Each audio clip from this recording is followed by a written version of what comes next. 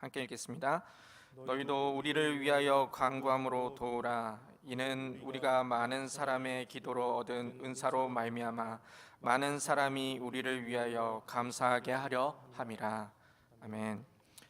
바울이 고린도 전서에 이어서 고린도 후서를 기록하게 된 동기는 고린도 교인들이 도덕적 부패를 경고하고 책망하는 내용을 담은 고린도 전서가 그 교회에 도착된 후에 제기되었던 사태에 대해서 대처하기 위해 쓰여진 책이 바로 고린도 후서의 책입니다. 바울은 첫 번째 서신을 받은 대부분의 고린도 교회의 성도들이 회개를 하고 다시 바울의 가르침 그 복음으로 다시 돌아오게 되는 것을 보게 되었습니다. 그러나 교회 내에는 아직도 그 교회 내에 들어온 거짓 교사들이 바울의 사도권에 대해서 도전하고 거짓 진리를 퍼뜨림으로써 교회를 혼란에 빠뜨리는 그런 상황이 계속 이어지고 있었습니다. 그래서 바울은 거짓 교사들의 정체를 폭로하고 그리고 교인들을 다시 세우기 위해 다시 고린도 교회에 편지를 보내게 된 것이 바로 이 고린도 후서에 쓰여진 이유입니다. 1절과 2절입니다. 하나님의 뜻으로 말미암아 그리스도 예수의 사도된 바울과 형제 디모데는 고린도에 있는 하나님의 교회와 또 온 아가야에 있는 모든 성도에게 하나님 우리 아버지와 주 예수 그리스도로부터 은혜와 평강이 있기를 원하노라. 1절과 2절은 바울이 고린도 교인들에게 보내는 인사입니다. 그런데 1절에 보면 바울은 이렇게 시작을 합니다. 하나님의 뜻으로 말미암아 그리스도 예수의 사도된 바울이라고 자신에 대해서 다시 한번 소개를 하고 있습니다. 바울이 굳이 자신이 개척하고 자신이 잘 알고 있는 이 고린도 교회 성도들에게 쓰는 이 편지에서 자신을 이런 식으로 다시 소개하는 이유는 무엇 때문일까요? 그 고린도 교회는 바로 하나님의 사랑을 받은 교회였습니다. 무엇보다도 하나님이 주신 은사가 많은 교회였습니다. 하지만 고린도 교회는 주님의 사랑을 본받지 못했으며 많은 문제가 있었던 교회입니다. 그래서 바울은 고린도 교회에 첫 번째 편지를 보내며 하나님의 사랑과 그리고 은사 그리고 교회 안에서의 질서에 대한 여러 내용을 적으며 바로 그 고린도 교회가 믿음 안에서 참된 진리 안에서 바로 서기를 바랬습니다. 근데 그 고린도 교회는 이 첫 번째 편지를 받고 회개하고 다시 주님 앞에 온전히 돌아왔다는 말을 듣고 바울은 너무나 기뻐했습니다. 하지만 그 기쁨도 잠시가 되었고 고린도 교회 안에 많은 거짓 교사들이 들어와서 여전히 교회를 흔들고 있었기 때문입니다. 특히 이 거짓 교사들이 교회를 흔들면서 제일 많이 걸고 넘어졌던 것이 무엇이었냐면 바로 바울의 그 사도권을 걸고 넘어졌던 것입니다. 사도라는 것은 그리스도로부터 복음 선포자로 직접 위임을 받은 사람들에게 주어지는 그런 직함이었습니다. 그래서 예수님의 12 제자들을 칭할 때 우리는 사도라고 그렇게 부르고 있습니다. 12 제자들은 3년 동안 예수님과 함께 다니며 또한 복음에 대해서 배워왔고 예수님의 사역들을 보았고 또 예수님에게 그 사명을 직접 받았기 때문에 그들은 또한 사도가 될 수가 있었던 것입니다. 하지만 바울은 예수님의 제자도 아니었고 예수님과 함께 생활한 적도 없었는데 어떻게 사도가 될 수 있었는가에 대한 그 거짓 교사들이 그 부분에 대해서 자꾸 걸고 넘어졌던 것입니다. 여기서뿐만 아니라 갈라디아서 1장 1절에서는 바울은 자신을 이렇게 소개하고 있습니다. 사람에게서 난 것도 아니요 사람으로 말미암은 것도 아니요 오직 예수 그리스도와 및 죽은 자 가운데서 그리스도를 살리신 하나님의 아버지로 말미암아 사도된 바울은 이라고 말씀하고 있습니다. 오늘 1절과 갈라디아서의 그 시작을 보면 자신이 사도가 될 수 있었던 것은 사람이 준 것이 아니라 오직 하나님께로부터 왔다는 것을 강조하고 있는 것입니다. 그래서 바울은 인사에서 하나님의 뜻으로라는 그 말을 사용하면서 자신의 사도권에 대해서 변호하고 있는 것입니다. 그러면서도 바울은 고린도 교회를 향해서 하나님의 교회라고 표현을 하고 성도라고 표현을 합니다. 솔직히 말해서 지금까지 교회들은 단 한 번도 그리스도의 몸으로서 온전한 모습을 보여주고 나간 적이 거의 없습니다. 항상 교회 안에는 뭐 바로 서 있는 교회들도 있었지만 많은 문제들도 있었습니다. 하지만 하나님께서는 그런 교회들을 그냥 내버려 두시지 않았습니다. 교회가 문제가 있었다 하더라도 교회는 하나님의 은혜 아래 있는 공동체이며 모든 성도가 하나님의 그 은혜와 평강을 받을 특권이 있었기 때문입니다. 그렇기에 바울은 거짓 교사의 말에 휘둘려 자신을 외면하고 그리고 자신에게 반역을 했고, 그리고 또한 고린도 교회에서 편지를 쓰면서 그래도 그리스도 안에서 우리가 한 몸이니, 그러니까 은혜와 평강이 있기를 원하는 그 진실한 마음을 담아서 이 고린도 교회에게 인사를 하고 있었던 것입니다. 그리고 3절부터는 바울 자신의 삶과 사역을 돌아보면서 어떻게 하나님께 찬양과 감사와 기도를 드렸는지 그 모습에 대해서 자신에 대해서 이야기를 하고 있습니다. 3절과 4절입니다. 찬송하리로다. 그는 우리 주 예수 그리스도의 하나님이시요 자비의 아버지시요 모든 위로의 하나님이시며 우리의 모든 환난 중에서 우리를 위로하사 우리로 하여금 하나님께 받은 위로로서 모든 환난 중에 있는 자들을 능히 위로하게 하시는 이시로다 라고 말씀하고 있습니다. 3절에서 찬송하리로다 라고 하나님을 찬양을 하다가 4절에서는 환난이라는 단어를 사용합니다.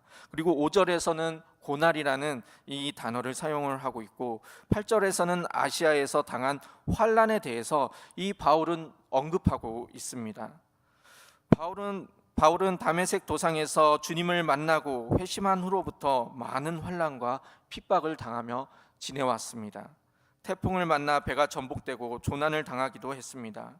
강도를 만나서 죽을 뻔하기도 했고, 그리고 유대인들의 살해 위협과 40에 하나 감한 매를 맞기도 했습니다.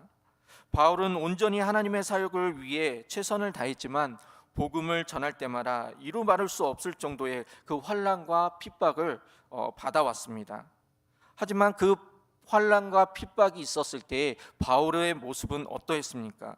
바울은 하나님을 원망하고 나 이제는 하나님을 믿지 못하겠다라고 이야기하면서 하나님을 떠난 것이 아니라, 그래도 바울은 하나님을 찬양하고 하나님을 의지하는 그 모습을 보여주었습니다. 특히 그는 하나님을 자비의 하나님, 모든 위로의 아버지라고 그렇게 말하고 있습니다. 바울은 어떻게 그런 어려운 환난과 핍박 중에서도 하나님을 찬양하고 하나님에 대해서 자비의 아버지, 모든 위로의 아버지라고 이야기할 수 있었던 것일까요? 6절입니다. 6절을 보면 우리가 환난을 당하는 것도 너희가 위로와 구원을 받게 하려는 것이요 우리가 위로를 받는 것도 너희가 위로를 받게 하려는 것이니 이 위로가 너희 속에 역사하여 우리가 받는 것 같은 고난을 너희도 견디게 하느니라 라고 말하고 있습니다. 우리 기독교 역사상에서 이 바울은 정말 중요한 인물입니다. 신약에서의 대부분의 성경을 쓴 인물이고, 또 우리 교단에, 우리 기독교의 많은 그 교리들을 정립시킨 그 성경을 쓴 사람입니다. 그래서 어느 누구나 이 바울의 모습을 닮고 싶어하는 사람들이 많이 있습니다. 그렇게 많은 그리스도인들이 영어 이름을 지을 때 폴이라는 이름을 짓기도 하고 한글 이름으로 바울이라는 이름을 짓기도 합니다. 하지만 바울도 사람이었기에 8절에 보면 살 소망이 끊어졌다고 말하면서 많은 어려움에서 포기하고 싶은 마음도 있었음을 우리는 8절을 통해서 알 수가 있습니다. 하지만 바울은 이렇게 이야기를 합니다. 너희 속에 하나님의 위로가 역사하고 있기에 견딜 수 있다라고 이렇게 이야기를 하고 있는 것입니다.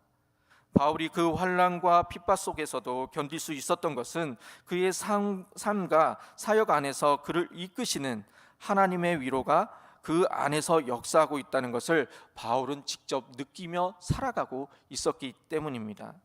그래서 바울은 9절에 이렇게 자기를 의지하지 말고 죽은 자를 살리시는 하나님을 의지하라고 말하고 있는 것입니다.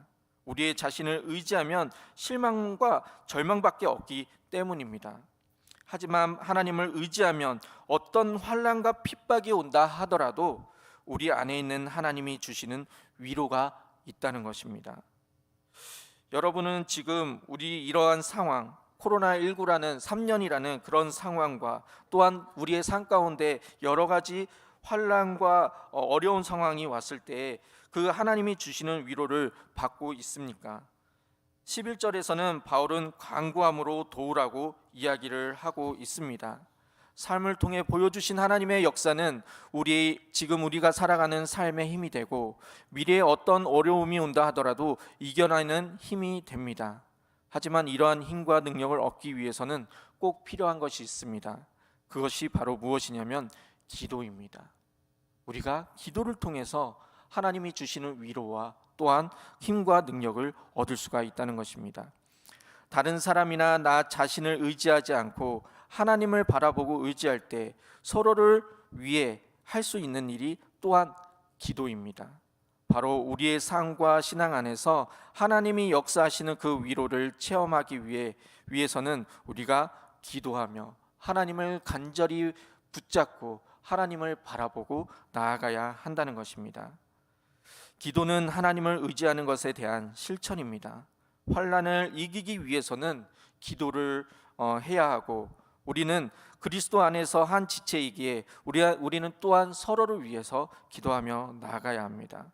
바로 지금 우리가 기도할 때이고 함께 기도해야 합니다. 우리 교회는 올해에 계속해서 상공상공 기도 제목을 통해서 우리 교회와 그리고 지역과 나라와 우리 선교와 가정들을 위해서 그리고 다음 세대들을 위해서 한 마음 한 뜻이 되어서 계속해서 기도하였습니다. 이것이 바로 하나님의 사랑을 나타내는 것이고 또한 하나님의 능력을 나타내는 것입니다. 서로를 위해 함께 기도하며 환난과 고난 중에서도 하나님이 역사하시고 부어주시는 그 위로를 체험하며 살아가실 수 있는 우리의 삶이 되기를 소망합니다. 12절을 보시면 우리가 세상에서 특별히 너에 대하여 하나님의 거룩함과 진실함으로 행하되 육체의 지혜로 하지 아니하고 하나님의 은혜로 행함은 우리 양심이 증언하는 바니 이것이 우리의 자랑이라 라고 말씀하고 있습니다. 바울은 12절 마지막에 우리의 자랑이라고 말하고 있습니다. 바울이 무엇을 자랑하고 있냐면 바로 12절 상반절에 보면 고린도 교회를 향한 바울의 마음이 거짓이 아님을 그것을 말하고 자랑하고 있는 것입니다. 고린도 교회에 들어왔던 많은 거짓 교사들이나 그 당시에 인기 있었던 스토아주의자들 그리고 주의자들은 바울의 전도 여행에 대해서 걸고 넘어졌습니다. 특히 바울은 고린도 교회를 방문을 약속하였지만 방문을 연기함으로써 그에 대한 신뢰에 대한 문제에 대해서 걸고 넘어졌던 것입니다. 그래서 바울은 너희에 대한 것은 하나님의 거룩함과 진실함으로 행했다고 그렇게 이야기를 합니다. 여기서 나온 거룩함과 진실함은 원어로 말했을 때 정직하다라는 의미를 가지고 있습니다. 특히 이 정직함은 인간의 것으로 한 것이 아닌 바로 하나님의 마음, 하나님의 정직함으로 대하였음을 강조하고 있는 것입니다. 바울이 고린도 교회를 향한 우리의 마음은 하나님의 정직함과 같이 진실하게 그 너희를 위하여 기도하며 대하였다라는 이 이야기를 한 것은 바로 좀 전에 말씀을 드렸던 고린도 교회에 대한 그 방문에 대한 오해에서 생겨난 것입니다. 16절에 보면 바울은 마게도냐로 갔다가 고린도 교회로 가려고 계획을 하였습니다. 그러면서 17절에 보면 이 계획을 짰을 때 경솔하지 않고 너희에게 가서 도움을 주고자 계획했다고 그렇게 바울은 이야기를 하고 있습니다. 특히 바울은 해명의 하나로 하나님의 신실하심에 대하여 이야기를 합니다. 그리고 18절에 하나님은 미쁘시다라고 이야기를 하는데 이것이 바로 하나님의 신실하심을 강조하며 고린도 교회를 향한 자신의 그 마음이 얼마나 신실한지에 대해서 맹세하고 있는 것입니다. 또한 23절에서는 자신의 신실함의 맹세함을 위해 내 목숨을 걸고 하나님을 불러 증언한다라고 이야기를 합니다. 바울이 이렇게까지 고린도 교회 방문 변경에 대해서 해명하는 이유는 무엇 때문이냐면 고린도 교회에 있었던 바울의 대적들이 바울을 향해 겉과 속이 다른 사람이다라고 자꾸 문제를 삼았기 때문입니다. 하지만 이 고린도 교회를 개척했던 사람은 바로 누구입니까? 바로 바울입니다. 바울은 고린도 교회를 방문하여 교회를 개척한 후에 18개월 동안 머물렀고 그동안에 그들을 향한 마음이 진실했음을 이야기를 하고 있습니다. 그는 주님을 다메섹 도상에서 만나 변화되어지면서 지금까지 주님의 말씀에 예라고만 대답했었지 아니요라고 대답한 적이 없다고 이야기를 합니다. 바로 바울이 고린도 교회에서 동역자들과 복음을 전하며 하나님의 신실함이 어떻게 역사하였는지 회상시키며 고린도 교회가 그리스도 안에서 예와 아멘이 되어서 하나님의 영광이 나타내고 그리고 하나가 되어지기를 원하는 것을 마음을 가지고 있는 것입니다. 21절입니다. 우리는 너희와 함께 그리스도 안에서 굳건하게 하시고 우리에게 기름을 부어주신 이는 하나님이시니 라고 이야기를 하고 있습니다. 그러면서 바울은 21절에 바울과 고린도 교회가 함께 그리스도 안에서 하나로 묶여 있음을 강조하는데 22절에서는 이렇게 하시니가 바로 성령 하나님이심을 이야기를 하고 있습니다. 사랑하는 성도 여러분, 우리는 육신이 다르지만 성령 안에서 하나 된 그리스도의 몸입니다. 그렇기에 우리는 서로 허물을 드러내는 것이 아니라 서로에게 진실된 마음으로 연약함을 위해서 기도하고 성령 안에서 더욱 하나 되기 위하여 노력해야 된다는 것을 기억하며 살아가시기를 소망합니다. 10손가락 깨물어 안 아픈 손가락이 없다라는 속담이 있습니다. 그 속담처럼 그리스도 안에서 한 지체인 우리가 서로 사랑하지 못하였을 때 결국 고린도 교회처럼